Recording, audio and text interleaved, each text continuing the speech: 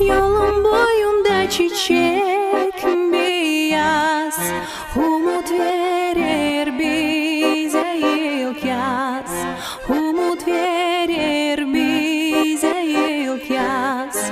Bu ay gör ki yaklaştı, o çiçeciklerin denizi, bizim adımların izi, bizim adımların izi, hederle sarkalan bizi. Claude, docteur Claude Boujon. Oui, si j'ai bien compris, la psychothérapie existentielle se fait en deux temps. Un temps d'empathie, c'est en fait le temps que tout médecin qui se respecte fait.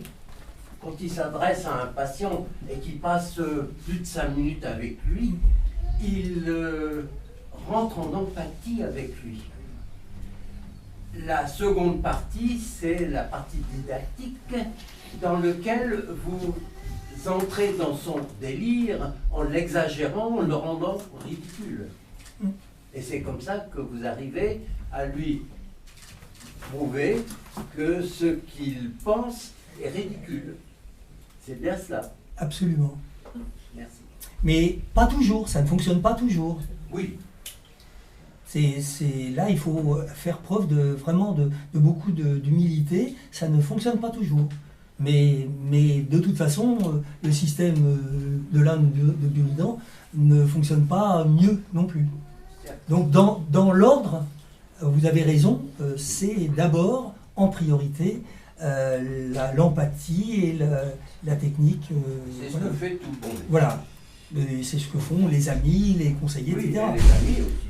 Arrête de fumer. Bon, en psychanalyse existentielle, les tabagistes ou les personnes éthyliques que j'ai eues en thérapie, eh bien, je leur disais, passez à 3 paquets de cigarettes par jour. Ou, je raconte ça dans le livre, le cas de, je ne sais plus comment je l'ai appelé, d'un patient donc alcoolique qui faisait des créations picturales. Et bon, bah, je lui ai dit il prenait du whisky, je lui ai dit de garder le whisky dans sa bouche, etc. Donc il se brûlait complètement. Parce que quand vous gardez du whisky ou un alcool fort dans la bouche, essayez de le faire de 1 minute, vous avez toute la bouche qui est complètement... Donc c'est une expérience intéressante. Voyez, donc, voilà. Et au bout de... Bon, j'ai résumé ça, ça fait partie des cas cliniques que j'ai abordés dans le livre. Ce monsieur, je ne lui ai jamais dit à baisser votre consommation. Je lui ai dit au contraire, passez à 2 bouteilles de whisky, voilà. Alors la première fois, il est reparti en titubant, machin. J'ai appelé... alors c'était justement à Dreux. Alors voilà, c'est un des patients, dont je ne l'ai pas mis dans le livre, mais c'est un des patients que j'ai suivi sous ta direction, Bernard. Voilà, en tout cas, c'était une approche tout à fait originale et qu'on trouvait aussi dans la thérapie cognitive. Je voudrais dire un petit mot à ce titre parce que... Donc, docteur Bernard Rivière. Tu m'as interpellé quelque part, ici même, parce que je n'étais pas du tout prévenu. Mais je voudrais dire plusieurs choses. Quand j'ai travaillé avec toi, ce qui me faisait plaisir, c'est que tu avais une ouverture de l'esprit, car comme tout médecin et tout psychologue, on est ouvert à tout ce qui peut aider les patients. Moi-même, j'avais une formation de thérapie comportementale et cognitive au NI à l'époque, et formation scientifique, évaluation quantitative, formation américaine, etc. Puis je savais qu'au l'autre côté, il y avait la psychanalyse, les thérapies humanistiques, et très nombreux, avec un très grand choix. Et à ce titre, nous formions, j'allais dire, justement un couple en dialectique, apportant chacun, moi, mon intérêt pour la psychologie scientifique, et toi, l'intérêt pour une approche ouverte sur la philosophie, la psychanalyse et toutes les formes de thérapie humanistique. En passant, on s'est amusé à les dénombrer, il y en a 250 sortes. On les a comptés, quelqu'un a fait un registre, c'est incroyable. Donc les approches sont très variables. Et moi, ce qui m'intéressait, d'abord, tu as employé l'exemple du martien, Mars, anagramme SMART, smart. En anglais, c'est aussi l'intelligence, la délicatesse. Et ce qui est intéressant dans notre métier, c'est qu'en effet, les voies de la thérapie sont extrêmement diverses. Parmi celles que tu as évoquées après l'empathie, il y a diverses méthodes. Alors, tu as mis un peu l'accent, et c'est vrai, avec des patients psychotiques, c'est nécessaire, mais il est utile parfois d'aller dans le sens du patient, voire même de prescrire le symptôme. Et en fin de compte, ces techniques sont des techniques paradoxales. Alors, je voudrais dire un petit mot, parce que c'est vrai qu'on l'utilise, on prescrit, on l'enseigne. Il faut l'utiliser quand même avec parcimonie, parce que la grande majorité des patients ne sont pas psychotiques et ils n'aiment pas qu'on se moque d'eux. Donc, effectivement, dans certaines circonstances, ça marche très bien et je t'en félicite. En tout cas, en résumé, ce que je voudrais dire, c'est ce que j'ai apprécié chez toi, et vraiment, c'est cette ouverture d'esprit sur les différentes formes de thérapie, y compris la nôtre, qui est la thérapie cognitive, comportementale, scientifique, etc., qui a fait ses preuves et qui vient quand même, qui est un héritage de la psychologie scientifique. Et réciproquement, c'est de la philosophie que tu as apporté une lumière exceptionnelle, moi je peux le dire, parce que dans nos métiers, on a fait la guerre avec Mars. Mars, c'est le dieu de la guerre aussi. Donc on s'est battu entre psychanalystes et comportementalistes. Et entre les deux, il y a une place pour une médecine humaine que tu as bien représentée, une psychologie qui est tout à ton honneur et surtout, pour ce qui nous intéresse, à l'efficacité pour les patients. En tout cas, bravo pour ton témoignage, ton expérience et tes livres.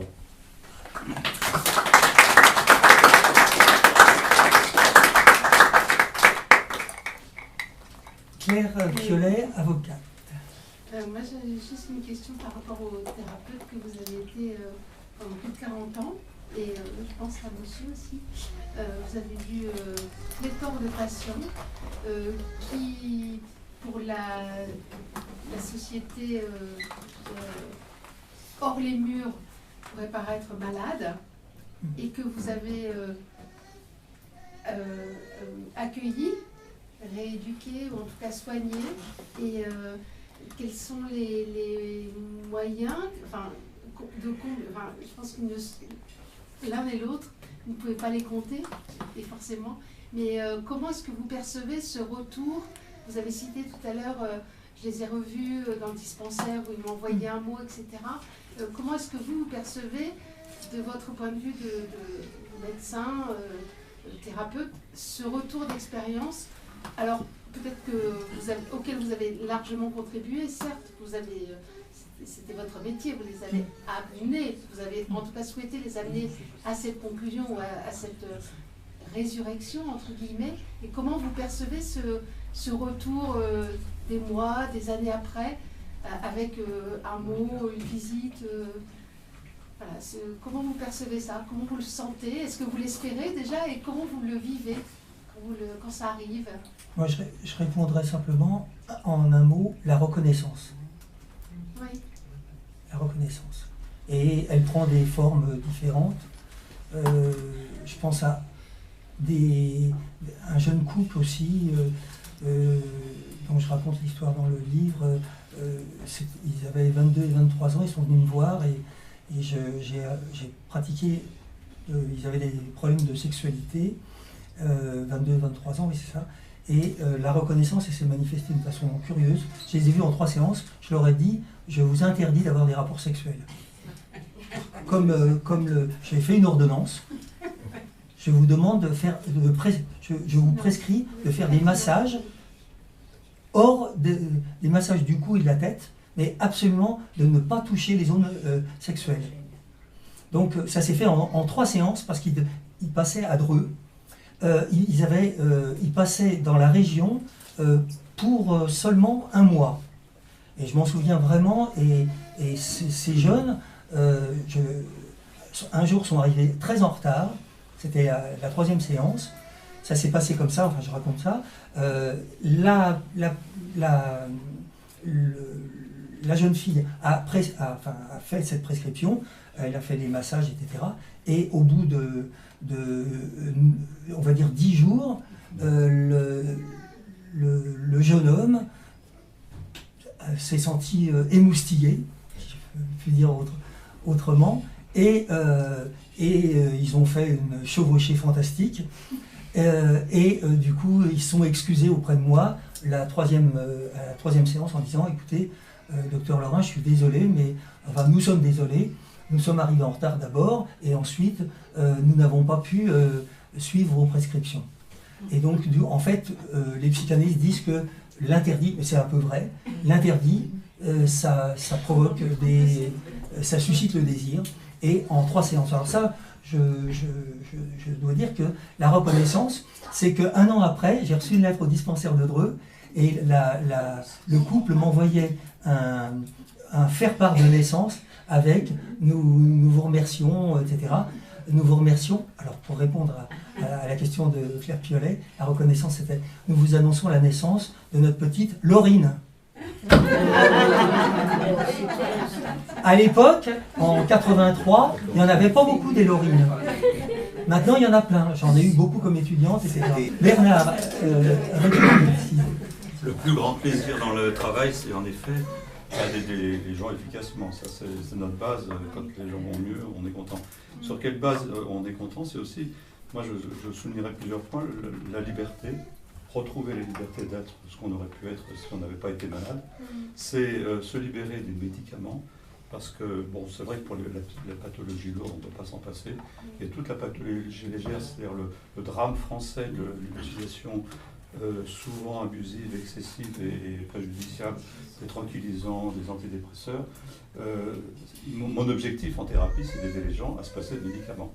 Et cette liberté, c'est aussi, en effet, en sexologie, c'est dans le protocole. Alors, pour reprendre la différence entre nous, c'est que dans le protocole de sexologie, la première étape, c'est évidemment écouter, comprendre ce qui se passe, c'est de prescrire la non-pratique de l'activité sexuelle, et qui résout un pourcentage de problèmes limités.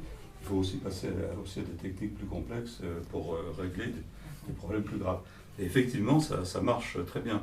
Mais ce qui est amusant, c'est que sous des démarches différentes, on obtient des résultats identiques. Le résultat, quand même, le plus important, c'est quand même d'évaluer les thérapies pour savoir ce qui marche le mieux. Parce que nous, en médecine, on a une règle absolue, c'est qu'on a le droit de défendre une idée que si on a fait des études contrôlées, en particulier en sexologie, pour les patients psychotiques, pour les troubles névrotiques, pour l'anorexie mentale, toute la pathologie est évaluée maintenant, et on sait maintenant, et on l'enseigne, quelles sont les méthodes les plus propices à un changement durable, et en dernier lieu, qui coûte le moins cher. Parce qu'on est quand même dépendant de l'argent des aides sociales, donc de nos touches. Donc le plaisir, c'est bien sûr les gens qui reviennent après. Quand on en trouve, c'est vrai qu'on n'a pas une gratitude qui est proportionnelle à l'effort des gens qui ont fait un certificat pour aller faire la gymnastique. Ils ont une reconnaissance éternelle. Et ceux qu'on a sauvés d'une psychose grave, on ne les revoit plus. Ou dans le suivi, on s'aperçoit qu'ils ont retrouvé leur liberté, ils sont passés de nous. Donc voilà, liberté, coût moindre, et quand même efficacité, qui est quand même quelque chose qui est important. Mais dans cette compréhension réciproque, il y a un enrichissement qui fait que chacun peut apporter une contribution au développement de nos pratiques.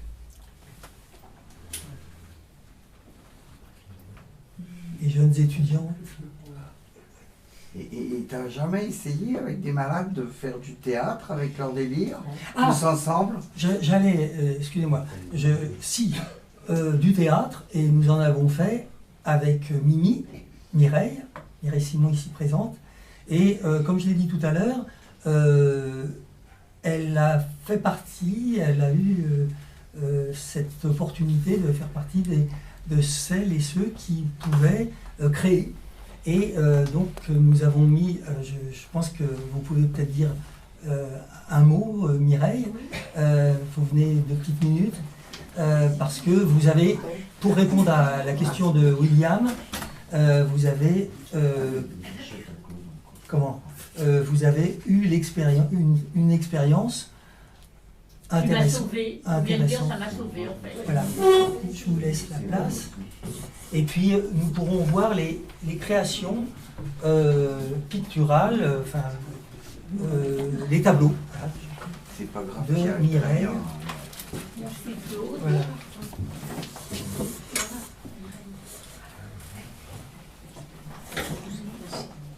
Bonjour mesdames, bonjour messieurs. Je suis très heureuse d'être parmi vous ce soir grâce à Claude Lorrain qui a eu la gentillesse de m'inviter ce soir pour la sortie de son livre L'Ancre et la Colombe aux éditions L'Harmattan. Je connais Claude depuis l'an 2000 quand il travaillait au CNP Paris 15. Il me suivait en tant que thérapeute. Ce fut une bonne expérience qui m'a fait sortir de ma coquille et que je n'oublierai jamais. Merci Claude. Ce soir, je suis parmi vous pour vous faire aussi découvrir une partie de mes réalisations que j'aurai plaisir à vous présenter plus en détail au cours de la soirée.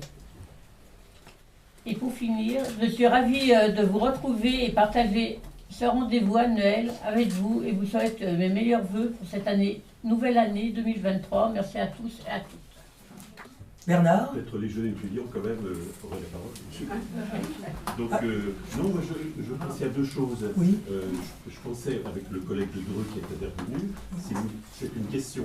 Si vous avez travaillé à deux, parce que c'est vraiment avec des paradigmes très différents, cognitivistes et médecine humaniste, enfin psychologie humaniste. Et puis la deuxième chose que je voulais, c'est une question aussi, la formation. Je me demandais dans les exemples que tu as donnés, c'est des exemples qui sont très ciblés sur la vie concrète, enfin l'exagération du symptôme, enfin c'est ce que j'ai compris, mais qu'en est-il quand par exemple un matériel vient, disons un patient évoque une bribe de son histoire vivante, pas une histoire morte mais une histoire vivante. Bon voilà, sa femme, ses enfants, son grand-père, que sais-je. Est-ce que ça arrive? Est-ce que tu l'encourages ou pas? Enfin, tout ça dans le but de définir mieux. Moi, je ne connais pas la thérapie distancielle, sinon, dans une discussion. Voilà, c'est une question sur est-ce qu'il y a des matériels qui viennent de l'histoire vivante. Oui. Pour répondre un peu brièvement quand même, je puis dire que l'orientation pour laquelle j'ai opté, psychanalyse existentielle, elle est plutôt prospective, c'est-à-dire qu'on prend en compte plutôt l'avenir que le passé d'un sujet. Comme je l'ai dit tout à l'heure, le passé c'est de la colle, ou bien du miel, mais bon, le passé c'est toujours quelque chose qui nous tire en arrière. Or, la théorie de Jean-Paul Sartre, c'est le Sich vor Wegsein qui reprend à Heidegger, c'est-à-dire l'être en avant de soi, toujours en avant de soi. Alors, ça c'est chez Aristote en fait. On trouve deux types de causalité, la causalité initiale et la causalité finale. Quand vous voyez une personne qui cavale et qui s'entraîne, qu'est-ce qui explique son comportement? Est-ce que c'est son passé? Si vous voyez un jeune de 16 ans ou 18 ans qui s'entraîne, est-ce que ce qui explique au moment, à un instant T0, ce que tu appelles sa vie, quoi, son expérience vivante? Est-ce que c'est son passé à 16 ans, ou est-ce que c'est pas plutôt la causalité finale, à savoir qu'il s'entraîne pour peut-être garder la forme, mais aussi peut-être dans la perspective de n'être pas ce qu'il est actuellement, mais d'être par exemple aux Jeux Olympiques ou de réaliser un exploit, etc. Donc ce qui explique à un instant T son comportement, c'est pas tellement son passé et son enfance qui risque de lui coller, etc. On peut toujours parler du traumatisme, etc. Bon, peut-être qu'il a eu un traumatisme. Mais en fait, une fois, pourquoi ça s'intitule L'être et le néant? C'est parce que, en fait, ce qui compte, c'est qu'à un instant, là, maintenant, ce que l'on n'est pas encore, on l'est déjà. On l'est dans notre tête, parce qu'on est en train de... Voilà, ce que je serai en 2025 ou 2024, on va dire, puisque ce sera les Jeux à Paris, c'est maintenant que c'est dans ma tête. Et en fait, c'est parce que, initialement, pendant 18 ans, j'ai fait de la pédopsie avant de la psychiatrie adulte, et les enfants qui venaient me voir, à l'âge de 4, 5 ans, etc., ils ne voulaient pas, leur problème, c'était pas d'être soi, c'était surtout pas d'être soi, c'était d'être quelqu'un d'autre. C'est d'être peut-être Schwarzenegger ou d'être fort, puissant. Voilà, c'est l'idéal du moi, comme on dit chez les Freudiens. C'était l'idéal du moi qui les propulsait. Et les ados me disaient, bah, moi ce qui m'intéresse, bon c'est vrai que mon père il n'est pas terrible, etc. Mais ce que je veux c'est devenir ceci, cela, etc. Voilà. C'est pour ça que je fréquente les astronautes, quand je peux. J'espère pouvoir repartir les voir aux États-Unis. Mais bon, que ce soit les astronautes russes que j'ai rencontrés, français ou américains, tous sont des personnes qui sont déjà toujours au-delà, en fait. Et ce que j'apprécie en plus, par rapport à ce que tu disais tout à l'heure, c'est l'absence totale de dépendance des astronautes. Il faut être dépendant de rien quand on est astronaute. À la limite, quand on est pilote de ligne, voilà, on risque de perdre sa licence, etc. Si on fume ou si on se met à picoler, bon, ils sont surveillés quand même. Mais les astronautes, non, c'est pas possible. Astronaute, c'est dans la durée, c'est voilà. Donc c'est vrai que je trouve que ce sont des personnes qui sont toujours en avant d'eux-mêmes. Et pour répondre à ta question, j'étais un peu long, mais pour répondre à ta question, c'est vrai que c'est plus l'en-devenir d'une personne qui m'intéresse plutôt que la réduction de tout à papa-maman, quoi. Et pour revenir à Bernard, là, à Mimoun, qui n'était pas un intellectuel, mais qui courait vite, il a dit « on est champion olympique dans le ventre de maman ». Voilà, mais c'est pas pour aller dans la prospective, hein, c'est tout un passé, un présent et un futur. Bah là, il y a un bébé qui peut peut-être nous en dire un mot. Ouais, peut-être. Où est-il? Je voudrais qu'on nous présente le petit Yuri. Non, laisse-le dormir. Ah, il dort. Ah bah, Yuri, c'est presque un cosmonaute. Hein. Bon, non, c'est pas encore un cosmonaute. Yuri. J'ai une question, mais plus légère. Oui. Pourquoi le choix de cette couverture, de ce tableau en couverture? Ah, alors pourquoi? Bah, je n'en sais rien. Je pensais avoir la croix. J'ai regardé, j'ai trouvé que cette toile de Podkowinski, que l'on peut voir au musée national de Varsovie, était émouvante. Je n'ai pas d'explication, simplement il y a une personne qui s'agrippe à un animal qui a des yeux. Moi ce que j'ai vu surtout, les yeux exorbités de l'animal. Et je disais tout à l'heure, la phrase de Nietzsche, il faut un peu de chaos en soi pour enfanter d'une étoile qui danse. J'aime beaucoup cette phrase. Voilà. Moi qui suis toujours assez vif, on va dire, assez danseur. Oui, je le fus, oui. Et donc, voilà, je n'ai pas trop d'explications rationnelles, mais c'est mon cerveau, c'est mon hémisphère droit qui a choisi. Donc, si je vous répondais avec le gauche, peut-être que ce serait gauche, justement, de ma part. Ai-je répondu à la question? Bon, d'autres questions, parce que... Et que faites-vous pour les anorexies mentales? Alors, la réponse vient du docteur Bernard Rivière, qui vient de dire, oui, j'ai dansé avec Caroline Carlson, qui était anorexique. Oui, enfin oui, qui était anorexique. Et toutes les anorexiques, plutôt des filles, que j'ai soignées à l'hôpital Sainte-Anne et ailleurs, toutes s'en sont sorties parce que je leur prescrivais de se voir dans un miroir, de travailler avec le miroir et de faire une expression corporelle, du théâtre, de la danse. Et quand elles faisaient de la danse, et pas nécessairement du classique, parce que Carlson, c'était pas comme Pina Bausch, enfin c'est dans un autre genre, c'était pas du tout, c'était de la danse contemporaine et donc pas spécialement de la danse en tutu avec les voilà classiques. Et ben, j'ai travaillé aussi, j'ai rencontré aussi Patrick Dupont. Oui, voilà. Donc lui, alors Patrick Dupont, il m'a expliqué donc quand nous nous sommes vus que il m'a expliqué comment il faisait lui pour faire des sauts de 6 mètres. Voilà, il prenait une barre à 15 heures, il prenait un grand verre de lait et une barre de chocolat et des trucs vitaminés, etc. Et à 20h, il était OK pour faire des sauts, etc. Et donc, en fait, toutes les anorexiques que j'ai traitées de façon, à part une ou deux qui étaient vraiment des psychotiques, et une en particulier que j'ai appelée dans un de mes livres, j'ai écrit un livre consacré à l'anorexie qui s'appelle qui s'intitule Un autre regard sur l'anorexie, avec comme sous-titre La danse comme solution possible. Et donc c'était la danse. Et quand elle pratiquait la danse, elle comptait les pas et elle comptait les calories.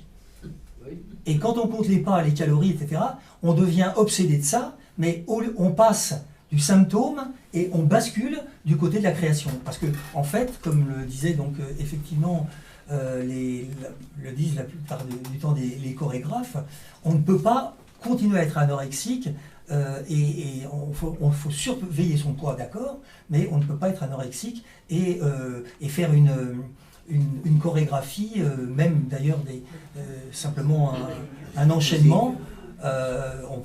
On tient pas la route sur 3/4 d'heure ou 1 heure. Moi j'ai lu ton livre là et en fait j'ai vécu avec une danseuse 6 ans, l'Opéra de Bonn, et je constate que tu déplaçais sa rigueur d'anorexique, enfin vers une rigueur, parce que la danse, je peux témoigner, c'est vraiment rigoureux, hein, le matin c'est 4 à 6 heures, 5 fois par jour, et en lisant ton livre j'avais l'impression... 4 à 6 heures, 5 fois par jour. Non, 5 fois par semaine. Voilà. Et j'avais l'impression que c'était ce déplacement que tu faisais. Elles sont quand même minces, hein. Peut-être qu'il y a des... Mais quelque part, il y avait toute cette rigueur et j'ai l'impression en lisant ton livre que la rigueur qu'elles avaient à pas manger, pour X raisons, elle passait par la danse et qu'à un moment donné, le symptôme devait... s'estomper. Voilà, c'est exactement cela. C'est utiliser le symptôme et continuer à être un peu obsédé, mais en équilibrant un peu les choses. Oui, de reporter le manque de nourriture sur une activité physique. Oui. C'est toujours pareil, l'avenir de la personne, quand elle se projette. Quand les personnes dansaient avec Carlson, on se disait, bon, c'est sûr. Donc après, j'ai travaillé, c'est vrai, j'ai fait la danse contemporaine et j'ai même dansé à Sainte-Anne.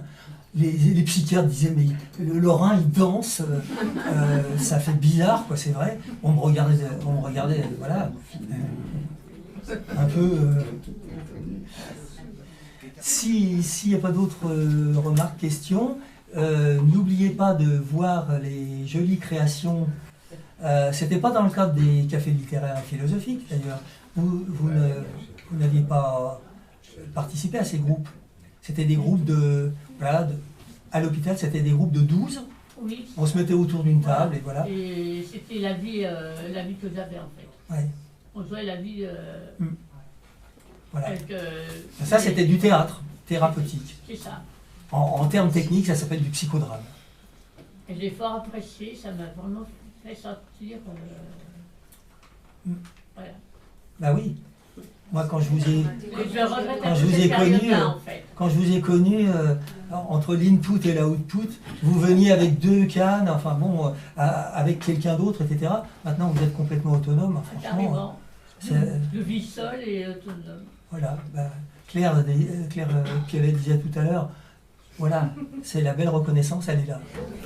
Et dans ces séances de théâtre thérapeutique, vous faites jouer au malade son rôle, c'est-à-dire que s'il se prend pour un martien, vous le faites jouer le rôle d'un martien. C'est ça, à peu près. Lui-même, avec d'autres personnes pour faire la réponse. Et j'avais besoin des étudiantes et des étudiants. Oui. Je prenais 4 étudiants en master et 4 étudiantes pour équilibrer. Et je me souviens d'ailleurs que il y avait, on pouvait jouer les frères et sœurs parce que vous avez une famille assez nombreuse. À Rallonge, oui. Voilà, à Rallonge, comme vous dites. Et donc c'est vrai que c'était utile d'avoir ce qu'on appelle en psycho des égos auxiliaires, c'est-à-dire d'autres personnes qui jouaient les rôles de frères, de pères, de cousins, pour les filles, de mères, de sœurs, etc. Et donc j'avais 8 stagiaires qui m'aidaient dans ce travail. pour Et ceux c'était qui des prenaient jeunes pour le psychologues. Christ, Comment les stagiaires faisaient le rôle des... Exactement, les rôles qui étaient édictés. Et comme ça coïncidait jamais, il y avait une discussion. Parce que, voilà, et il fallait surtout que ça coïncide pas. Il faut pas comme au théâtre, chercher à ce que ça coïncide. Oui. Il faut chercher à ce que qu'il y ait Il faut le mettre un vis-à-vis gap, comme de on dit. ces contradictions. Oui, c'est ça. Il avait construit une petite croix avec des clous, c'est bien. Moi, il avait choisi un bon délire, le Christ. Le Christ. Ah oui, le Christ. Alors il y avait deux Christ. Bon, après je termine. Il y avait deux Christ en 99 parce que c'était juste avant. C'était un des délires qu'on appelle des délires mystiques millénaristes. Et donc juste avant l'an 2000, il y avait en tout dans tout Sainte-Anne, il y avait 12 Christ.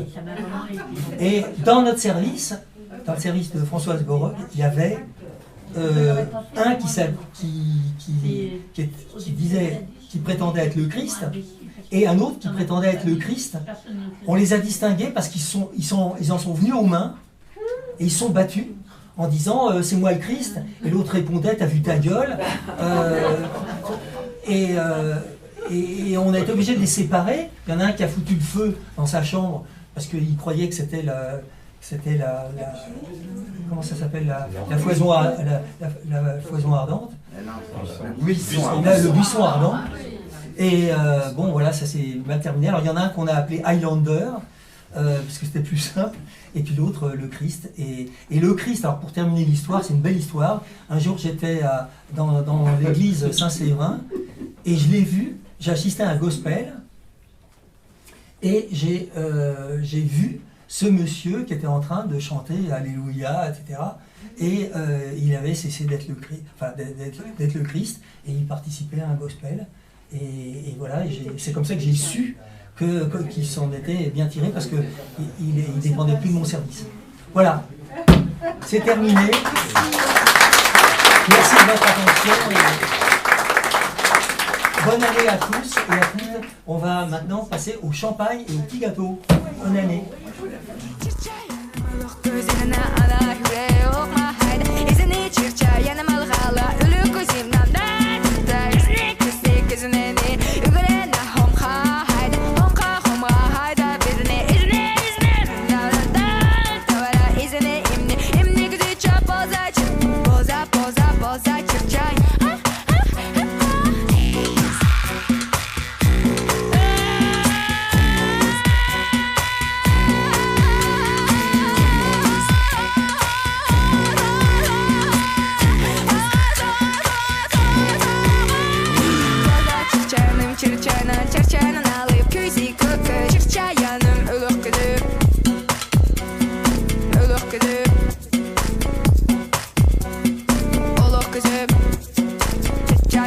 Yanımda alıp alıp alıp hey, alıp alıp alıp hey.